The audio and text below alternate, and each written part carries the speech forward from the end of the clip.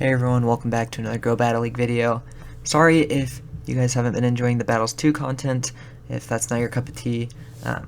If you haven't watched them, I would at least recommend giving it a look and seeing if it's something that you enjoy. Otherwise, feel free to skip those videos. I probably won't be uploading a lot or hardly any of that at all in the future.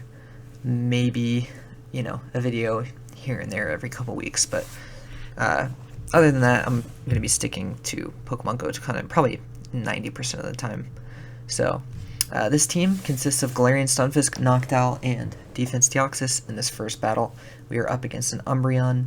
I just wanted to run a team that was showcasing Noctowl, because Noctowl just got Shadow Ball over Psychic, so it has more play against the Steel types that are oh so common in the meta, has more play against Sableye, has more play against other ghost types, against psychic types and stuff like that. So I am going to be giving this team a try. I've actually been running this team almost all week. I've probably been playing this team for the last 4 days or so, and I've been having a lot of success with it. Today I went 12-8 with it. These battles were played yesterday night, and I think I went 5-0 and then 3-2, had a couple pretty good sets. But this team is it's bulky, it's very strong, 3 meta Pokemon, so if you guys don't enjoy watching me use G-Fisk and Deoxys, then that's your own preference, but I really wanted to, not have to find like a semi-spicy Noctowl team. I just kind of wanted to run something standard, something solid, and something that if you guys have the mods for, you could definitely run. If you rated Deoxys when it was around, you probably have a Great League Deoxys, and then G-Fisk is not too tough to find, and then Noctowl is very, very Stardust friendly. It's only 10,025 candies, so very accessible. Everybody should have a Noctowl. But I've kind of been talking through this first game. We had a very good alignment. My opponent, I think, switched out of the Umbreon matchup, and I think I switched out into DD. My opponent had Talonflame and Nidoqueen in the back, so was weak to the Rock/Electric moves from DD, and then Nidoqueen was weak to the Psychic moves, so we were able to beat his backline with DD and take that game.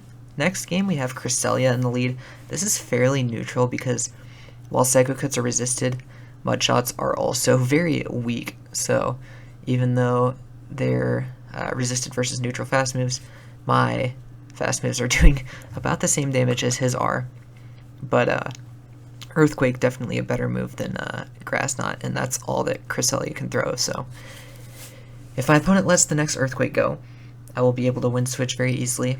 Otherwise, I could probably bait.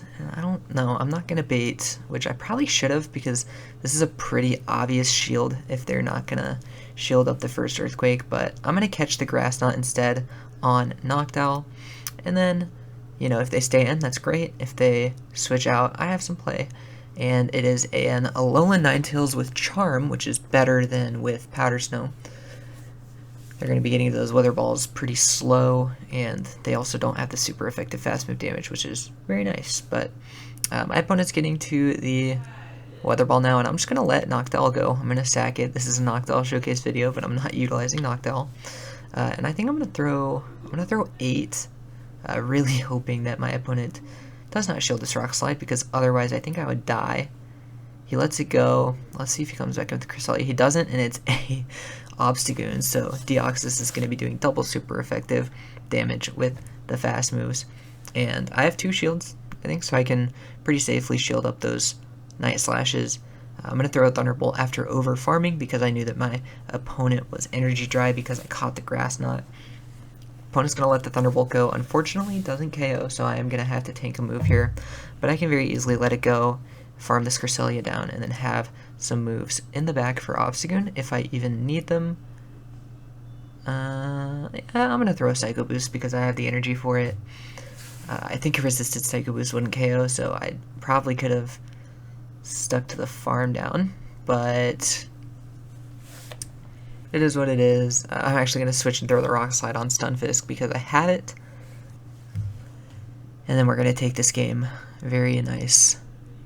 Pretty simple game because I had fairly nice alignment, even though my opponent really didn't have an answer for Noctowl in the back. But I had very good alignment since Obstacle was his last Pokemon. Anyways, bad lead with the Politoed. I safe switch to DD, and my opponent instantly comes in with a Registeel. And this is very nice, something that you really like to see. These counters doing super effective, Thunderbolt's doing neutral.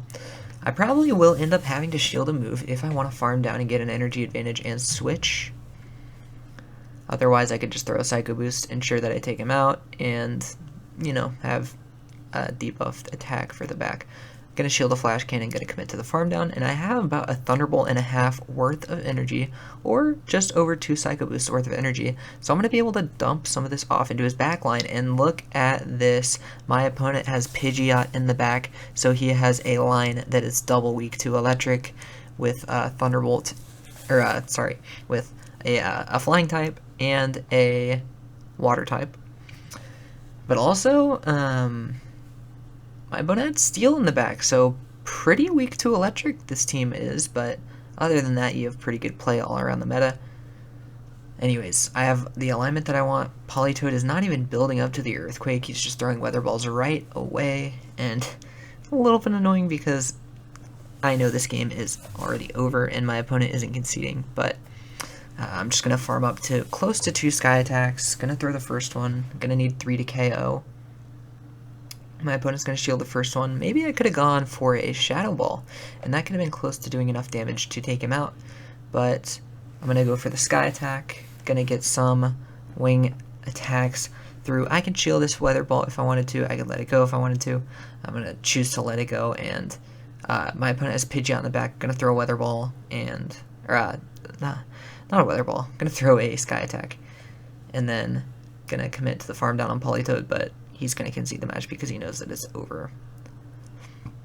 Alright, getting into the next lead, we have Sableye. I'm very fond of the changes that Niantic made with the new update, with the Season of Heritage. They added the native... Oh gosh, I have to look this up because it's going to eat me away if I don't remember what it's called. It is under the advanced settings. It is called Native Refresh Rate. So, if you go into your game, go to your settings, scroll all the way down to advanced settings, you're going to see this thing called Native Refresh Rate, and it actually boosts your FPS from the base of 60 FPS, 30 FPS that the game normally runs at, all the way up to 60 FPS. So, if you want some 60 FPS Pokemon Go PvP, turn Native Refresh Rate on, and it will boost your FPS for the game. I don't actually know if it drains your battery at all any quicker, but it is really, really nice, and it makes a world of difference on gameplay. And I export my videos at 60 FPS anyways, so it probably doesn't show in the video, but if you're playing the game on your phone, it makes a world of a difference. So I would definitely turn that on. But other things with the update, they changed in the item UI at the top. The item number, when you go over, it's not red, it's orange, and the font is slightly smaller, which I think is nice. It shows that they kind of put effort into updating their game a little bit. Also, they changed the Go Rocket UI to where when you're facing opponents, they don't wait 5 to 10 turns before they start attacking. They start attacking almost immediately, which I think is kind of cool.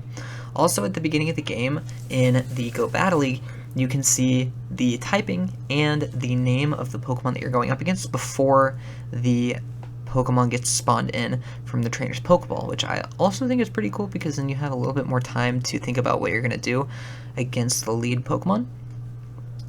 If you don't feel like you have enough time already, which I think is pretty cool. There were, I think, a couple other small changes, but other than that, those were some of the bigger ones. So overall, very, very big fan of the update. I think it's really, really nice. And, Niantic gave back to the community for a little. So anyways, getting into this next game, we have a Jellicent on the lead. This is relatively neutral because Bubble Beam's going to be doing weak, super effective damage, Shadow Ball's going to be neutral, and then everything I throw is going to be neutral. So my opponent's going to let the Earthquake go. So what I'm going to do here is I'm going to build up right before they get to another Shadow Ball, and I'm going to bait the Rock Slide. I think if my opponent's counting correctly, they're going to know that this is only a Rock Slide, but I am not able to get to the next move, unfortunately. So I have to make a decision. I'm going to let the Shadow Ball go and farm all the way down with Noctowl. This farm down should put me at about 2 Sky Attacks, or just under 2 Sky Attacks worth of energy, which is going to be really, really nice for me, depending on what my opponent comes in with after this lead matchup. My opponent did have Ice Beam, which is a little unfortunate, but I am still able to gain a energy and shield advantage by quite a substantial amount. So my opponent comes in G-Fisk. At this point, I can unload a couple Shadow Balls before my opponent gets to a Rock Slide. 3, 4, 5. We should be getting it on the CMP. Unfortunately, I do overfarm just a little bit, so I'm going to have to shield, which I definitely didn't need to do because I think I win CMP. Anyway, the Shadow Ball's coming through. My opponent is going to invest a shield, and at this point, I'm going to catch the next Rock Slide onto Deoxys, not going to have to tank an Earthquake, which is really, really nice. And I'm going to farm up quite a bit of extra energy on Deoxys, and my opponent switches into Venusaur. So I have to be cognizant of the fact that Stunfisk has energy in the back, but I can unload a couple Psycho Boosts onto this Venusaur, not even going to allow my opponent to be able to get to a Frenzy Plant. And then this is going to be game over because I can just shield a Rock Slide and then throw a Psycho Boost. This game should be over. So let's see if this 4 times resisted Psycho Boost is going to take it out. It's actually going to get him down to 1 HP. Opponent's going to get his move off, but I'm going to let it go. If it's an Earthquake, I can just farm down with my Noctowl. And that is what's going to end up happening.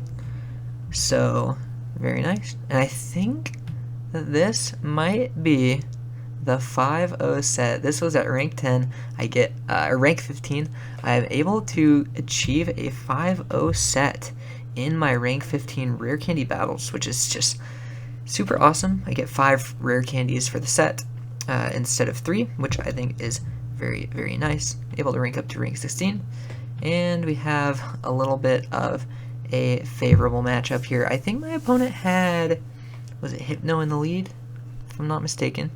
I'm actually going to throw the Earthquake onto the Blastoise, and I'm going to take a move and farm all the way down. Unfortunately, my opponent does not have Hydro Cannon, or I guess, unfortunately for my opponent, he does not have Hydro Cannon, so I don't have to worry about taking 2 moves from the Blastoise. And my opponent comes into Machamp. Oh, my opponent had Bastiodon on the lead, of course, not Hypno. I was just kind of thinking there might be a Hypno later in this video. I'm not entirely sure. Otherwise, I just have Hypno on my mind for whatever reason. But Deoxys is almost able to take out 2 Pokemon and gets some shields as well. So this game is absolutely over. Honestly, it was over before it started, right? Bastiodon against G-Fisk is such an awful matchup. Even with the Flamethrower coverage, it's just so bad. I think you need to kill a full health G-Fisk, you need 3 Flamethrowers to KO, which is horrendous. But, yeah. Take out the Bastiodon, and I don't even have to finish this game off with Noctowl. Rock Slide coming through. I'm going to take out the Machamp. So, a very good game. So, we've currently won 6 games straight. Let's see if we can keep up the win streak. A very nice lead here with Skarmory. And my opponent has Azu in the back, so definitely going to switch into DD because I have the Thunderbolt coverage and going to start unloading into this Azumarill. So my opponent actually waits to throw, so that could be implying that he's going for Thunderbolt, could be implying that he's just trying to build up to 100 energy and throw my accounts off, but either way, I'm going to let this first move go through. It is Play Rough, which I believe is pretty good for me. I think if you're an Azu, if your opponent's not going to shield, you definitely, well, you know, obviously want to go for the Hydro Pump because every move is neutral, but at this point, I'm going to build up some extra energy and throw this Thunderbolt onto the Azu.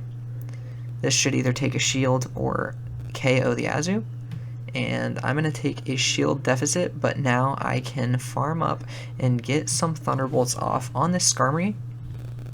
This should be getting a shield. No, my opponent's going to let it go. And I realized that I'm not going to be able to get to another Thunderbolt, so I actually throw a Psycho Boost before going down. I probably could have thrown... Okay, so my opponent gets 2 Air Slashes through, and I only get 1 counter, which is pretty bad, but my opponent has Shadow Swampert in the back. And if you don't think this is bad, because the Mudshots are resisted and everything else is neutral, well, just keep in mind that Hydro Cannon does 50% to a Noctowl, so my opponent has a shield, and well, he has 2 shields, only have 1, so he's going to be able to outpace me to these Hydro Cannons, and at this point there's just nothing I can do. I'm going to get 1 shield, but my opponent still has another one, so this is going to end up being an L, but you know, what can you do? You can't win every game, so I think I concede this game pretty soon, or maybe I try and see if a Rock Slide will get my opponent low enough to where I can maybe shut him down, but I can't. I let the first move go. Hydro Cannon does so much damage, and this game's over because he still has Skarmory in the back. So, GG. Let's move on to the next one. Alright, so we have a Qwilfish lead here. This is pretty good considering the fact that they have Poison Sting. My opponent's going to be able to get into these Aqua Tails very quickly, but Earthquake will one-shot this thing, and I have shield baiting opportunities with Rock Slide, so I'm going to build all the way up to Earthquake. My opponent's going to get a Poison Sting through, and I'm going to bait Rock Slide here. My opponent does actually invest his shield, and look how much these Mudshots are doing to Qwilfish, already taking out about 1/3 to 1/4 of its health. And I no-shield the second move, and my opponent goes for Acid Spray. At this point, I think our Rock Slide will come pretty close to KOing. It comes relatively close, but I'm going to catch the next move. I'm hoping this is an Aqua Tail. And it is an Aqua Tail, so it's very nice. And my opponent switches Medicham against Noctowl. I don't think that is the switch you want to be going for. But I assume my opponent has Ice Punch as he throws at me, but since I have a shield advantage, I can farm up extra, and I throw at the CMP tie, and Medicham wins CMP tie. So definitely not the best thing for me to do there. Now my opponent's going to be able to take a shield advantage. Pretty unfortunate, but it is what it is. Might come back in here with Qwilfish. I'm going to farm it down if I can, and oh my goodness, what does he have in the back? It is a Lickitung. This game is over, so my opponent double weak to Noctowl in the back, and honestly, Qwilfish doesn't even have an extreme amount of play against Noctowl either, so this game is a wrap. Yeah, my opponent is an XL Lickitung, so definitely I would assume a previous legend or someone with XL Pokemon, so GG. And let's get into the next game here. We have a G-Fisk mirror lead. I always bait. I almost always bait, so kind of, you know, giving away my strategy. My opponent doesn't want the mirror, so he's going to switch out of the lead. I'm going to switch into my Noctowl to counter this Sableye swap, and if the Sky Attack lands, I might be able to farm down. My opponent does shield the first Sky Attack, so are they really trying to fight for Switch when they lose all shield scenarios? Or I don't know what's going on, but I'm going to throw another Sky Attack here, and if they shield again, which they do, I think I might be able to outpace him to this next Foul Play. I think that I might be able to get to the Sky Attack. And my opponent gets greedy. I'm going to be able to win the 1 versus 0 shield, or the 1 versus 2 shield against the Sableye. My opponent's going to come back in with G-Fisk, and I think he might go for the full farm down, which could be a little bit troublesome. But I do have, I'm going to switch into my DD because I don't want to get farmed down, and I definitely don't want my G-Fisk to eat an Earthquake, so going to be able to come in here with DD, eat an Earthquake here just fine. It's going to do about 45-50%, and my opponent has a Medicham in the back. So Ice Punches will be doing a little bit of chunk damage, but my opponent's actually throwing Power-Up Punches at me, so this is honestly really fine. I'm going to farm up a lot of energy here. My opponent's going to throw another Power-Up Punch, which I'm okay with. I'm going to be able to live it at this range. I'm going to throw a Thunderbolt, and then I'll probably end up throwing another Psycho Boost. So the Thunderbolt coming through, Actually, I think I'm only going to be able to get to one more move, so I'm going to throw Thunderbolt because it's going to be doing more raw damage. And the Thunderbolt comes through, I'm going to switch into Noctowl. I think I get a Wing Attack through. And then I'm going to come back in with DD, going to eat another move here, and then at this point I can farm down with G-Fisk. My opponent's going to have to pull an immediate switch. He doesn't pull an immediate switch, and now I have enough energy to throw an Earthquake at this G-Fisk, and my opponent knows that that is a wraps. So that is going to be the last battle in this set. Thank you guys so much for watching. We'll be probably posting at least another video this week, so hope you guys enjoy. See you in the next one.